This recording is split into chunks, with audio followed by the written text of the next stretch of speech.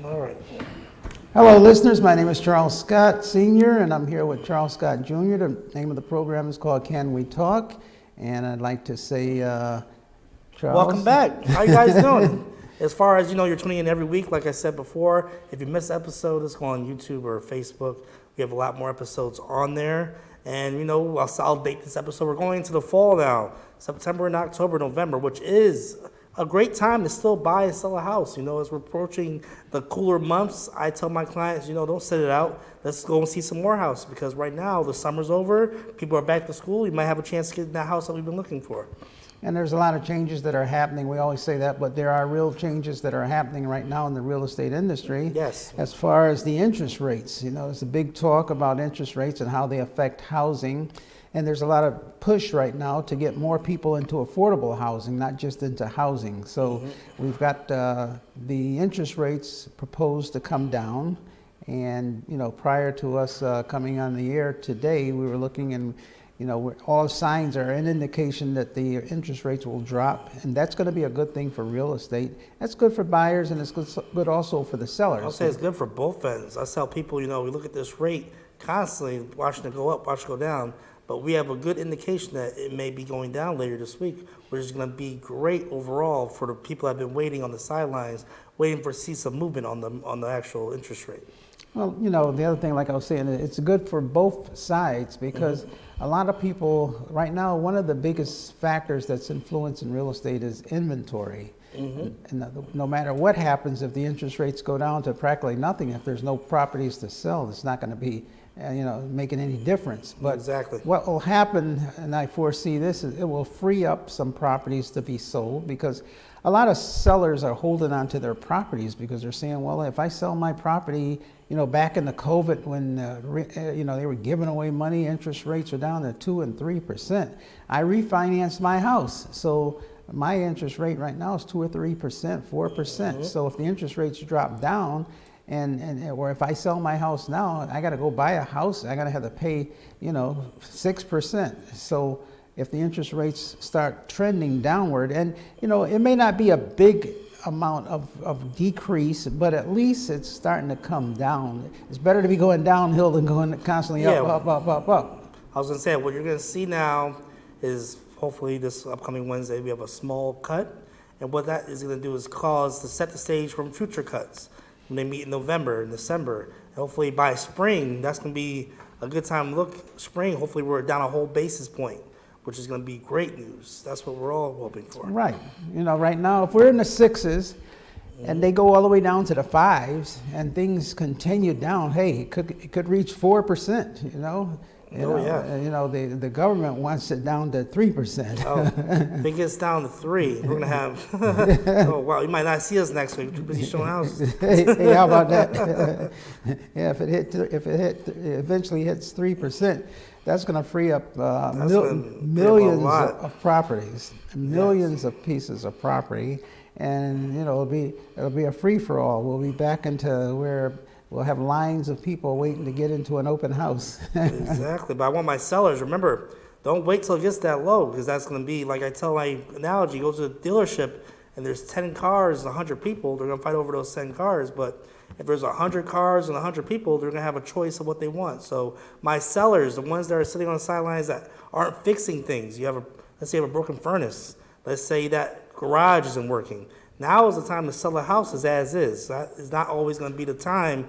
Like I told my episode we had last time, if you wait till next year, that furnace that's broken may have to be fixed. We'll be in a buyer's market. You never know.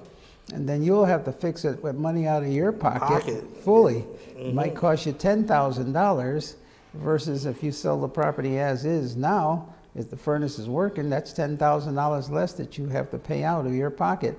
Plus the people are willing to buy it and fix it up. So, exactly. Because there's plenty of equity left for them also. So right now is a good time for both, like I said, the buyers, good time for the sellers, And that's, it's always fair when both parties make a good deal.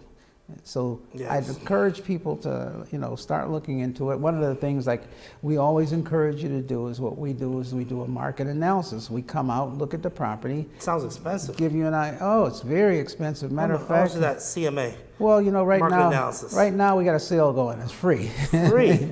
Wow, free It's for an expert like you to come to the house and look Free. around and give me an accurate number of what this house could possibly sell for. We don't charge you at all. And people look at that, they say, well, isn't that what Zillow's doing? Isn't that what Redfin is doing? But remember, those are algorithms. They haven't looked inside the house. So they see that jacuzzi you put in. Did they see that finished basement? They're going off an algorithm of your neighbor's house. You invite us over, we're going to see what you have done personally, and we can give you an accurate number and say, wow, I didn't think my house was worth that much. You never know. Yeah, well, Zillow, a lot of people rely on Zillow and they rely on Realtor.com, these different websites, and they look and they say, oh, my property's worth this, my property's worth that. But like you said, that's just something on the computer. You know what I compare it to? It's like, what is that? When you're selling a car, the Blue Book. You look on there and you'll say, oh, your car's worth this amount of money if you turn it into the dealer. Or your car's worth this amount of money if you sell it yourself. And then you go to the dealer, and the dealer looks at the car and gives you a lot less than what was in it. He said, but the Blue Book said, the Blue Book can't see the scratches on there. The Blue Book can't see the tires are worn out. So, or maybe the Blue Book's less and your car's worth more. So you can't go by what you just see on a website. We come out, we look at the house. Plus the other thing that we do, which is of value, you can't, underestimate this, is we'll tell you how to get more money. We may say, well, look, if you did this and if you did that, your house will be worth a lot more money, and you don't have to spend a lot of money. Some people say, well, oh, I'm going to replace this wall, I'm going to replace this porch. And we'll say, well, all you got to do is repair it. You don't have to replace the whole porch. So we give you an ideas where you're going to sell the house, but also make a lot more money in your pocket versus you having to go spend a lot of money to sell that particular property. So you might want to give us a call. That's the telephone number is right there, and we can come out and do it. It's called a CMA. We call it a market analysis. We just give you a mini evaluation of what your property would be if you sold it. And how is that done? We actually look at the properties around the area to see what they're selling for. Yes, and also we need some of your personal insight. What do you have in the house that you've upgraded? We actually have a lot of people who are out of state giving us a call about their properties here in Connecticut that they want CMAs done because they're really disconnected. They're in New York, Pennsylvania. They don't know what's going on right now here in the city, which we're here every day, 7 days a week, looking and see the trends. And the trends, when they do change quickly. As far as when you hit that peak, you say, okay, what's the most my house can sell for? We can tell you exactly when it's a good time to sell it and how to sell it, what to upgrade, what to fix. We give some good pointers. We see a lot of, in talking about the trends, like you just said, in the New Yorkers, we see a lot of people that came in during the COVID and they bought a lot of the multifamily houses. And, sometimes the people coming in from New York, they come in with the New York valuations, where in New York, I would say New York mindset. Where they say, oh, first floor apartment, it's got to be $25,000, $3,000. Where it's in Bronx, that's what I'm paying. Exactly. So you end up paying a lot of money for the multifamily in anticipation that you're going to get these, huge rents. And you come in, and the people that are there that have probably been paying rent religiously for many years, I could see a little increase, but what we're seeing is where maybe the people were paying $1,200, and now they come in and the rent goes to $2,500, $3,000. Oh yeah. Well, there's only so much that people can afford. So it might be good temporarily for like maybe the first 2 or 3 months, but it doesn't sustain itself. After a while, the people can't keep paying that money, and then next thing you know, the people are having trouble paying you. So in a situation like that, we give you an idea what the current rents are, what you should be charging, or what is the market can bear. You can't charge more than what the market can bear, because that's not good for either you, the landlord, or the person renting the apartment out, because now all of a sudden the person stops paying the rent or is having trouble paying the rent. Exactly. I would say this is a situation I run into a lot where I get calls from landlords who had charged a large amount of rent, at least $3,000 or more than that, and they found somebody, but now the person stopped paying rent after the first month.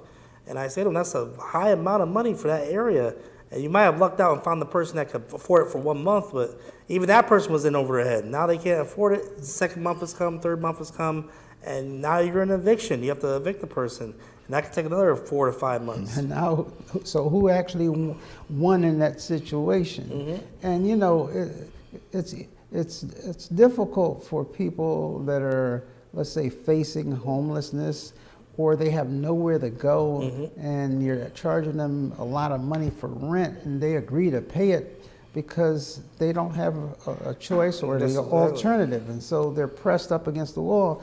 But you know, my theory is I'd rather charge somebody a decent rent that's going to pay on a long-term basis than you getting 2 or 3 months of rent, and then all of a sudden the people don't have the money to pay you. You'd be surprised, a lot of landlords are buying these properties.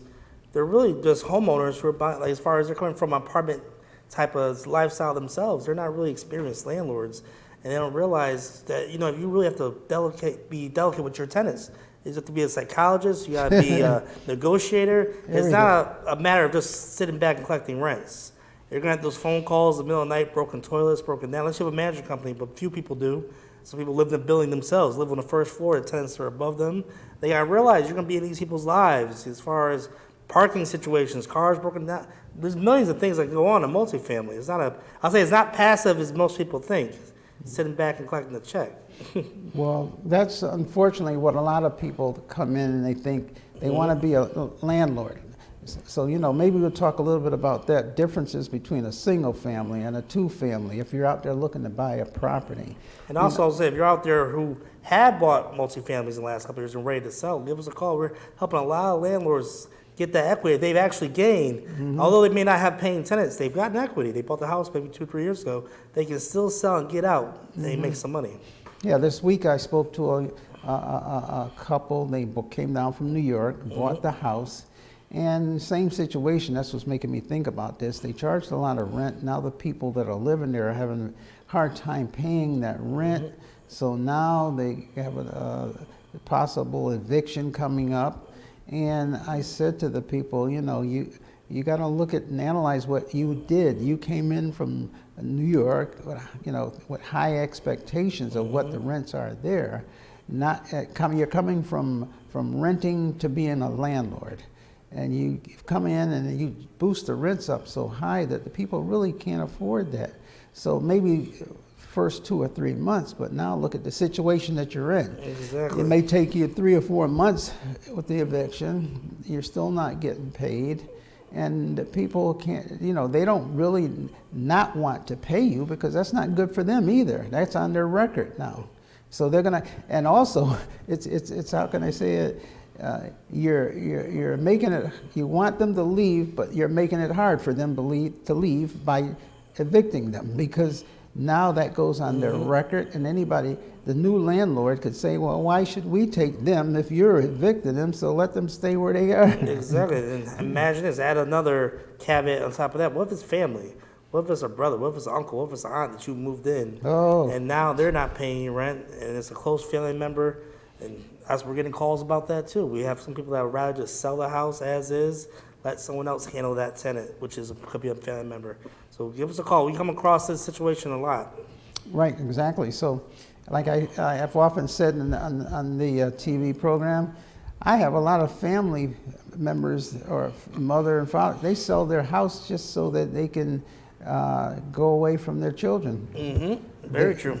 Or family members. They don't have the nerve to go up on the rent or tell them to leave, so they say, Mr. Scott, I'm selling the house, but I don't want the big house no more. I want a small house just for me and my husband. I don't want enough bedrooms for anybody to want to come and live with us. I don't want the kids following me. I don't want the relatives following me. I want to downsize to something that's just the two of us. And that's a way of them saying, I don't want to bring anybody with me. Exactly. We get those calls a lot. And if you're coming across that situation, give us a call. Also, if you have a situation where you've inherited a house and you're going through a probate and it's a multifamily or a single family, give us a call. We're seeing a lot of that right now. Yeah, so much so that in the future, we're going to put together a series on probate. Yes. And we're going to be bringing on an attorney who specializes in probate. Probate specialist. He's a probate attorney. That's what his practice is. And we're going to say, have questions and answers as far as probate and as far as what happens when a member passes away and they got the house in both names and one person passes away, how the deed is written up, what you can do, how long does probate take. There's That's a great question so people many always ask. questions pertaining to probate and when you have real estate and one of the individuals passes away. So we're going to have a whole series. It's not going to be just a one-time thing. We're going to start a whole series on probate situations, and the attorney's going to be here to answer questions as far as what you can do, what you can't do, and wills. He's also going to talk about wills, why you need a will, or what you should do and how you should structure that will. So he's going to be talking about wills and probates, and I'm looking really forward to that because, that we get so many questions on that, and we're not attorneys. Nope. So I said, let's bring on an attorney and have the attorney discuss that back and forth as to what people can do out there. When we were all younger, and when I was younger and had all my friends, and they didn't have real estate, and some of them were just getting into it, and that was the last thing they wanted to think about. They're like, I ain't worried about that. And this, when something happens to me, I don't need life insurance. They have something happens to me, they can put me in the backyard. I used to hear that. Oh, if I buy property, I'll just Bury me in leave the it to my backyard. sister. I'll leave it to this one. But now the reality is, with all of these changes in the law, and the laws have a lot to do with this too. I'm finding that, with the president's deal with Medicare, Medicaid, you own property, and the other thing that has a lot to do with it is the escalating cost of care. Yes. When we were younger, hey, convalescent home was probably $80 a day, $125, whatever it may Now, be. what is it, $600 a day we saw that receipt? It could be $20,000, $30,000 a month. Exactly. A month. A month. A month.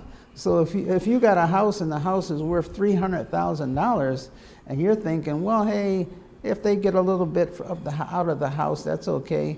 But if They're going to take the whole house. they're gonna take the whole. If it's costing you $20,000 a month from the equity in the house, in 1 year, that's $360,000. The house is going in within 1 year. Exactly. So give us a call. If you come across that where you're seeing that you've either inherited a house, it could be probate, it could be situations where you have this house in your hands, and what do you do with it? It could be like we had a situation where the mother left the house to the son. Yeah. And he got overwhelmed with the house, so he wanted to sell it. So definitely a good time to sell at this point. All sorts of situations when it comes to probate.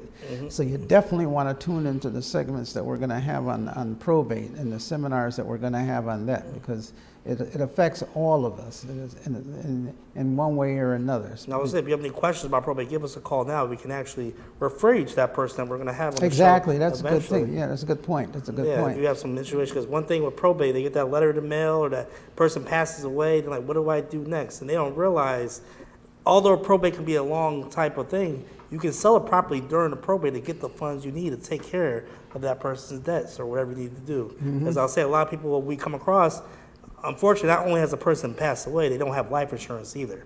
So at this point, they Makes it need harder. some type of liquidity, and that sometimes needs to come from the property. But you just made a very good point there. You don't have to wait until we start the series. Nope, Give us a call call, now. and we will give you the name of the probate attorney and put you in touch with that particular person. Yes. Because unfortunately, that's another big problem when we talk of probate. People wait until it's too late to start making decisions. And in a lot of cases, the law dictates what and you can and can't do. You just can't wait until you get sick, you're in the hospital, and call up and say, oh, bring me the paperwork. I want to give the house to my nephew. I want to give it to my sister, my Exactly. brother. It's almost too late then. You go start transferring stuff out of your name, they may come back and still put it back. That's some I would questions say- that the attorney will answer. Give us a call so we can put you towards the attorney. That's what they call a look back period. Right. People think that, let's say, God forbid, grandma dies on a Tuesday. Good thing we transfer all her land last Tuesday to the brother's name. But then they'll say, that looks really suspicious.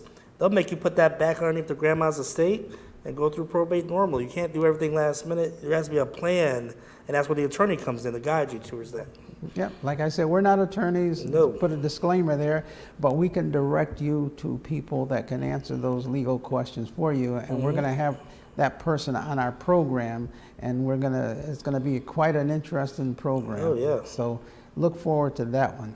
As I said, some of the things that we try to do is to educate the public as to what's happening within real estate, whether you're selling or buying or whatever it may be. Most of it is an education process. And a lot of times it may have to do with wealth building. How do you structure things? How do you Yes. build wealth in real estate? Remember, you can make money in real estate or you can lose money in real estate. There's no guarantee, but the more you educate yourself as to what it is that you're doing out there, and that way when you make that decision, you look at all your different options. Most people don't even know that they have options. They don't. They just go for it. I say that with people when they come to us, they come with their mortgage. I said, how many mortgage people do you talk to? Oh, this is one. Remember, you have options whether you're buying a house or selling a house, and that's when we come in because we're full-time agents. So a lot of people go with their relatives. Somebody just got their license. Remember, we're different. Whereas you get two agents for the price of one. You don't have to pay us extra. That's right. And 40 years of experience. I have 17 years of experience, so it's very different than your normal deal, I'll say. Well, like you said, people, they just go with what they hear. They don't look at their different options. They don't know about different programs that are out there. How about that? Tell them about the Time to Own. The Time to Own program. There's a lot of people I talk to every day, and they say to me, "Oh, I can't buy a house, no money." I said, "What about Time to Own program?" Like, what's that? What's that? And they'll have an agent too. My agent didn't tell me that. And your agent probably didn't even know about it. Time to Own programs for Connecticut residents, up to $25,000 to pay your down payment or your closing costs, whatever it may be. But give us a call. We'll put you in the right direction of where to start because only certain banks are approved to use the Time to Own program. But very good program. Yeah, and that Time to Own is not a loan; it's a grant. Free money as It's far as free money. you stay in the house for a certain amount of time, they're going to forgive that money that they use to help you out. And it's very, very, we've gotten over 10 people in the houses using this program. So if you've got halfway decent credit, the credit doesn't have to be perfect. If you've been on your job for a while and you're making pretty decent money, but you just haven't been able to get over that hump where you saved enough money for the down payment, Exactly. where you saved enough money for the closing costs, for the attorney, for the appraisal, for the inspection. In other words, maybe you need $15,000 or $20,000 to get started. Once you get there, you're okay because the Exactly. mortgage payment is going to be low enough for you to afford it, probably less than what you're paying for rent. It's just a matter of getting over that hump to be able to buy the house. Well, the Time to Own program provides the money for the down payment and the closing costs up to $25,000, and you have to be a Connecticut resident for at least 3 years. And this was a program that you could tap into when you asked the mortgage company. Certain mortgage companies Yes. participate in it, and banks. But this is a program that we can talk to you about, give you advice on. And you might be paying rent right now when you're trying to save that money. You get here and the bills come and you get pushed back. You get here again, you get pushed back. Exactly. You get almost there and you get pushed back. Well, you need that money. Where is it coming from? Well, this is a program that can provide that extra money for you to be able to buy that house for your Yes. down payment and your closing costs. And now you're into the house, and from there, you're just paying your regular mortgage payment, which I said they wouldn't qualify you if you couldn't afford to pay the mortgage payment in the first place. Exactly. So that's the little bump that you need to get into that property. Call us about that program. Give us a call about that program. Or Google it, Time to State of Own. Connecticut, Time to Own. Type in Time to Own CHFA, that's Time to Own CHFA, the Connecticut Housing Finance Authority. It should be the top result. But you click on that, you'll see. I mean, today it has about almost How much is that? 37 million, which sounds like a lot of money. It is a lot of money, but it's going down steadily up to $1 million per week, up to $500,000 per week. So give us a call, and even if you're not ready, give us a call so we can point you in the right directions of some places that can get you ready. So let's say today is September. We buy February, spring. When spring hits, you'll be ready to go look at some houses. And the governor just put, what, another 20 million in there, right? Yeah, that's what it was at 44 million 2 weeks ago, 3 weeks ago. So we're already getting down in the 30s. So yeah, give us a call soon. It's first come, first serve. It's not something that's guaranteed forever. It's something for you to take advantage of. And so, you know, give us a call. Yes. We'll put you in touch with the mortgage person or recommend to you the different people that administer the program and see if you qualify. You have nothing to lose. It doesn't cost you anything to try. Exactly. A lot of times people come to me to buy a house. First thing I ask them is, what have you done so far? Have you done anything? Oh, this is my first time.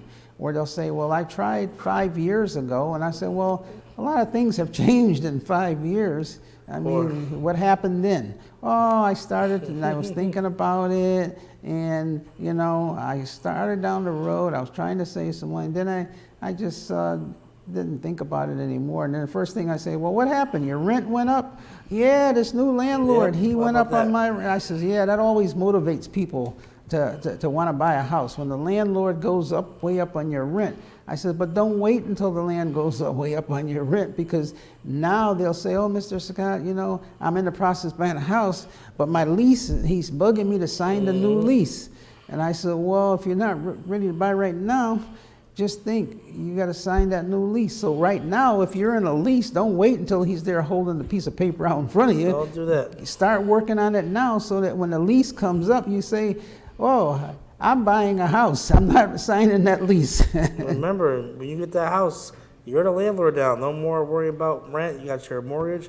If anything, we have to teach some of our customers how the house works, where the water heater is. Remember, you're going to be responsible for all that, but we walk you through that. We're very hands-on agents, and we walk our customers on the entire house buying process.